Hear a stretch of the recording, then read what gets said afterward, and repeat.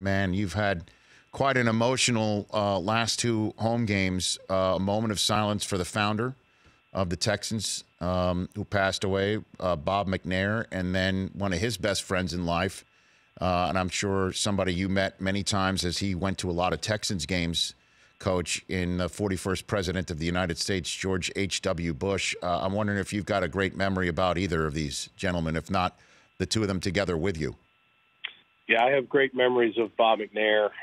We became, close as the years went on, and I really understood, especially after last season. We had a long talk at his home, about how he viewed the organization and how he wanted it to be a family-oriented organization, and that he cared about winning, but he really cared about treating people the right way and treating people with respect. I learned a lot about leadership from Bob McNair, Rich, and I'll always thank him for that. I'll always owe him for that.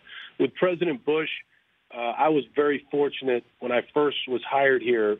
Mr. McNair brought myself and my wife, Colleen, over to where his office was over here in Houston, and we were able to go out to lunch with him and meet him and, take a picture. And I was, I'm just a football coach. I was in complete awe of that whole situation. I mean, he told great stories that day about being the director of the CIA, about being vice president, you thought about his life, and what he did in his life. It was incredible. And to have, both those guys pass away within a week of each other, two Houston legends, is it's pretty incredible. Yeah, I was fortunate to interview President Bush in Houston. It was our first NFL Network covered Super Bowl in Houston. It was the Patriots and the Carolina Panthers back in the day, and that at the time, the new building. And I was so nervous talking to him, and he put me at ease. He put me right at ease. The Secret Service everywhere, and Tagliabue was the commissioner at the time, was there, and Bob McNair was off to the side, and we got a whole crowd. And was every executive in the NFL wanted to make sure everything was fine, and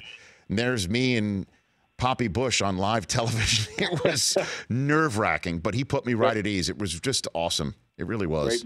Great man. He had a great sense of humor and a great way about him, and he was very welcoming. I know J.J. Watt, he knows him, very, very well, and he always talked about his sense of humor and how easy he was to speak to and get to know. J.J. Watt knows everybody, doesn't he? He knows everybody. He does, man. He's a great player, great guy.